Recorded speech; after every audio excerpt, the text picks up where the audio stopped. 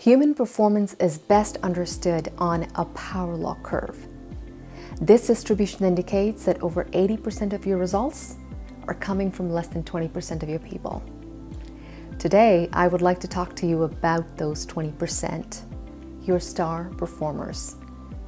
These are the individuals that contribute exceptionally, both in terms of the amount that they create, but also in the quality that they create, both whether it's something that is a tangible outcome or an intangible outcome.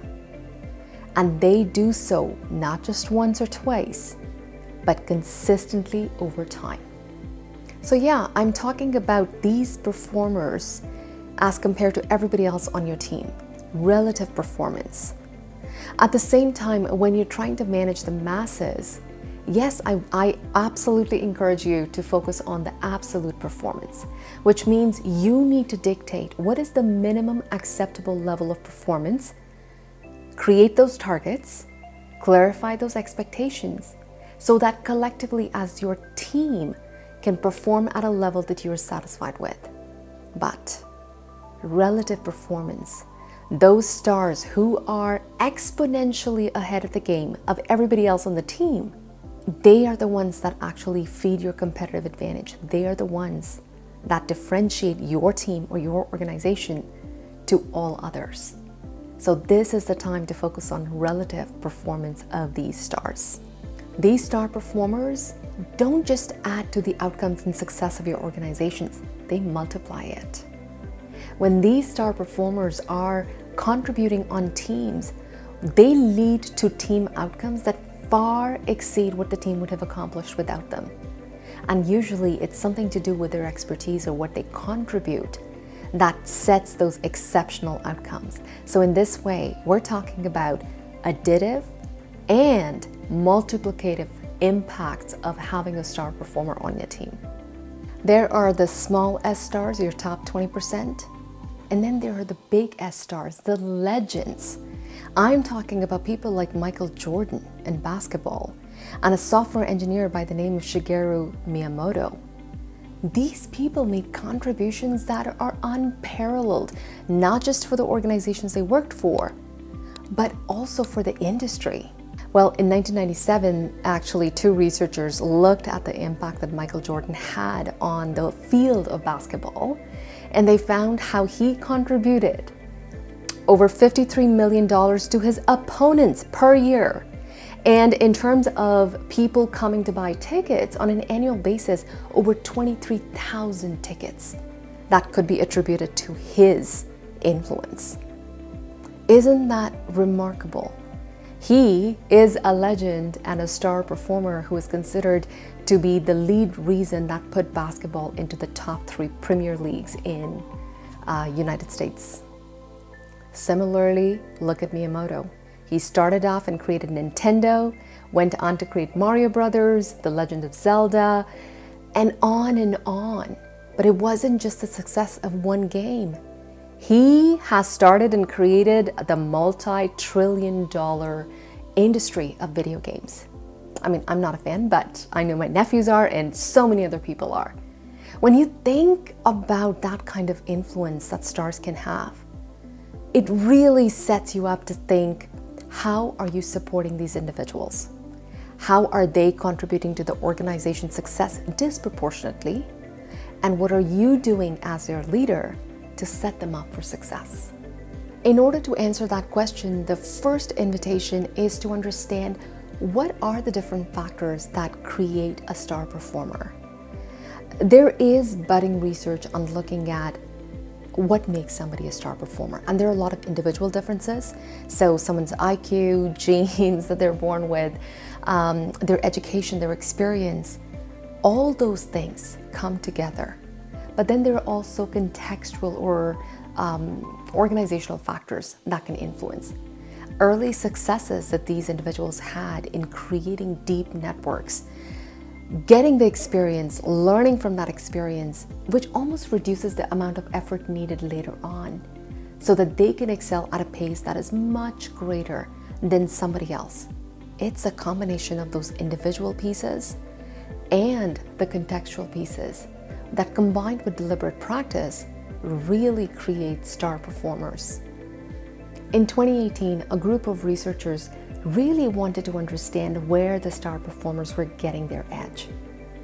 And they decided to look at academics in 4 different professions, STEM and psychology, and they found that there is a generative mechanism that fits with the power law distribution, which they called self-organized criticality, which gives these people their edge. So what they found is, early on, when these people are starting off in their careers, they start accumulating successes and inputs around their social capital, so relationships, funding, and the depth of exposure that they get with every single success. Every unit of that accumulation of those inputs exponentially increases their potential for outputs. So what I mean is, if there is a researcher, for example, in applied psychology, who had some early successes of working for a really established person who consistently publishes in top tier publications, and working with this individual, A, the wisdom and knowledge that they gain from this person, B, learning the ins and outs of how this person has consistently been successful in publishing in top tier journals, C, the network of who they hang out with, what exposures they get. They get their first publication with this person. Sooner than later, they're starting to accumulate a lot of contacts and knowledge and unique ideas, which funders then further reward by funding their future research, which increases their probability of getting more research published in top tier publications. Do you see how it all adds up? So it makes such a big difference, those initial successes, the relationships, your social capital, the experience, exposure, and the learnings with deliberate practice where you are committed to becoming an expert in a field. And the more time you dedicate to that practice with the support of that network gives you an edge. And every success adds to greater success. And what they found is it eventually gets to a critical point after which it becomes easy. Easier than it was getting that first publication in. Easier than it was to figure out what will give me an edge. So success builds on success. That's part of how the stars emerge. So how do you manage these stars? By getting out of their way. By removing the barriers that may block their success. Whether it is a process expectation that you have, or typical bureaucracy or other constraints that may be reducing or acting as hurdles in the path of these stars, if you can remove them, you're making a contribution to helping your stars contribute disproportionately. Now, I have talked about this previously. Reward and recognize them. They're not your typical performers, and they're not producing typical results. Atypical performance deserves atypical recognition, but doing so in a way that is equitable. So, if you have rewards that are given at the end of the year, make them performance-based, but also be transparent, so let the organization know what the criteria is, how that is determined. You want to attract, motivate, and retain your top performers. These stars who are contributing 80% of the results, I mean, that is a worthy cause to invest in these individuals and let them run within the constraints of your expectations of how people need to behave. Because there is a potential, the darker side, which is the contextual performance where some people act as brilliant jerks. Let that be an anomaly. You can manage that piece by communicating that their expectations are not just about what is created, the task performance, but how it is created. But if somebody is producing at an 80% rate, there must be something that can be leveraged here, and you make a contribution by supporting this person, by giving them possibly idiosyncratic work deals or arrangements that allow them to feel seen, acknowledged, and uninhibited so that they can deliver. The only caution I will make here is the research I talked about from 2018. They did find a gender productivity gap, especially when we're talking about the top 1%. That begs the question about what is the amount of leeway you give early on to allow all people to accumulate fairly, accumulate their successes so that they can build on those successes. So being mindful, giving opportunities, recognizing performance, and then not be afraid to disproportionately recognize and support these individuals so that your entire team and organization can be successful.